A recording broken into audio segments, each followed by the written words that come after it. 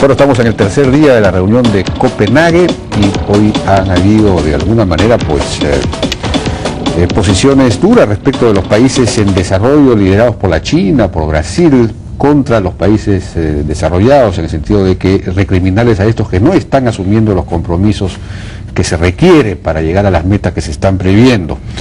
Y por otro lado habría habido una división dentro del grupo de los 77, los países en desarrollo también. Estamos con Jorge Chediek, representante del PNUD de Naciones Unidas, es un experto además en el tema de cambio climático. Él tiene una licenciatura en Ciencias Políticas en la Universidad Católica y se graduó con honores a recibirse como Master of Science en la Universidad de Georgetown, Washington. Jorge, buenas noches. ¿Qué tal? Buenas noches, Jaime. Bueno, ¿qué es lo que está pasando exactamente hoy día en Copenhague? Mire, Copenhague es una cumbre de enorme importancia en la cual es necesario buscar un consenso global alrededor de 4 grandes temas. Primero, cómo los países desarrollados van a continuar el proceso de reducción de emisiones de gases de efecto invernadero al que se comprometieron en el protocolo de Kioto.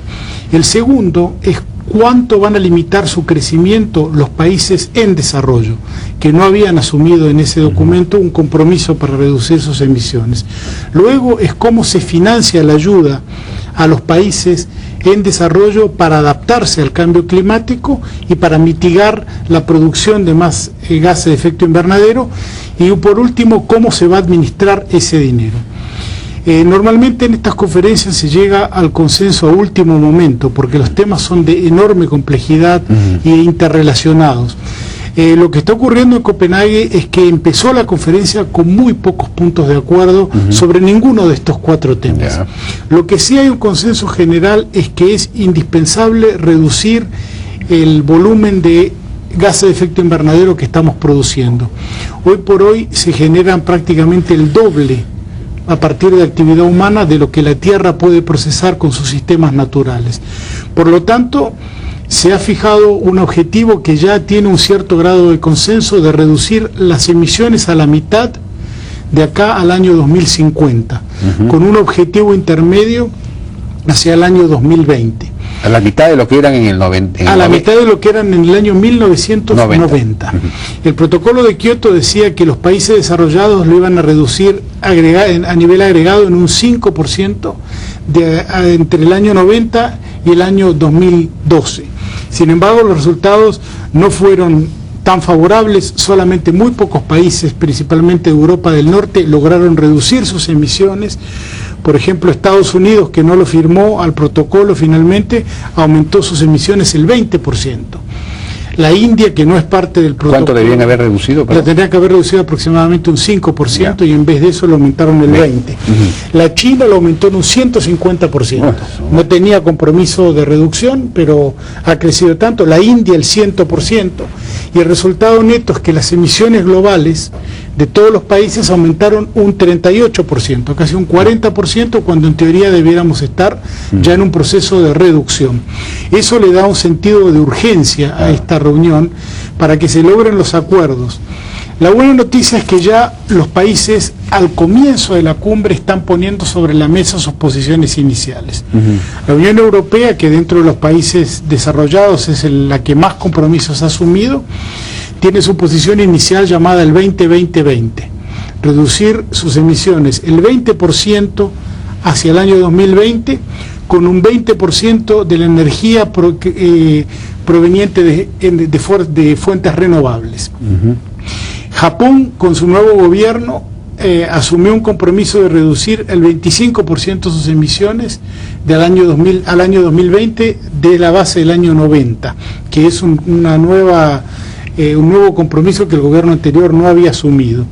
Estados Unidos, por primera vez, puso un objetivo cuantitativo sobre la mesa y el presidente Obama propone reducir al 17% hacia el año 2020, pero de los niveles del 2005, que igual representaría un pequeño incremento sobre el nivel de 1990, pero es la primera posición americana y el primer gran compromiso.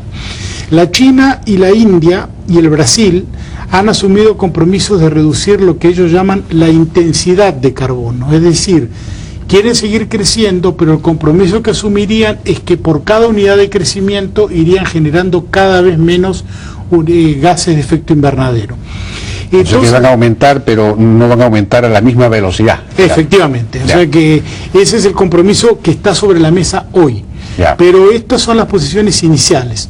Ya varias de las partes, por ejemplo la Unión Europea, ha indicado que puede aumentar ese objetivo intermedio del 20% al 30% si otros países se unen. Ajá. De Estados Unidos hay una serie de documentos que muestran que Estados Unidos podría ir más allá de este 17% que se comprometió, y a su vez utilizaría sistemas de compensación globales, como por ejemplo conservación de bosques en terceros países, una opción que favorecería probablemente al Perú.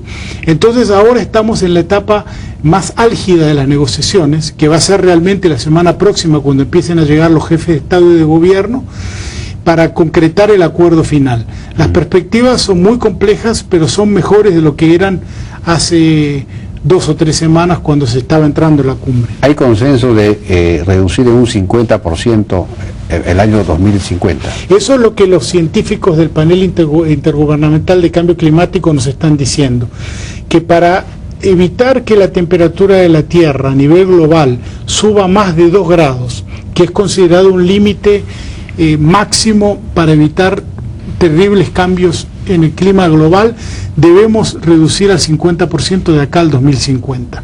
Y ese elemento se ha transmitido de la ciencia a la política. Entonces ahí habría un acuerdo en principio. Pero el tema es cómo llegar, ¿no? Claro, cómo llegar, es decir, las escalas intermedias, las metas intermedias. Y digamos. además, ¿quién hace los mayores sacrificios? Claro. Está aceptado el principio llamado responsabilidad compartida pero diferenciada. ¿Y por qué? Por ejemplo, el stock de emisiones generadas por el hombre que está en nuestra atmósfera, 2/3 han sido generadas por los países desarrollados. Eso es lo que se plasmó en el protocolo de Kioto, por eso solo esos países asumieron compromisos. Claro. Lo que se está diciendo, y algunas partes de analistas lo dicen, es que el sacrificio puede provenir mayormente de parte de ellos, pero también los países en desarrollo van a tener que hacer su contribución. Entonces, eso es lo que se está debatiendo en estos días.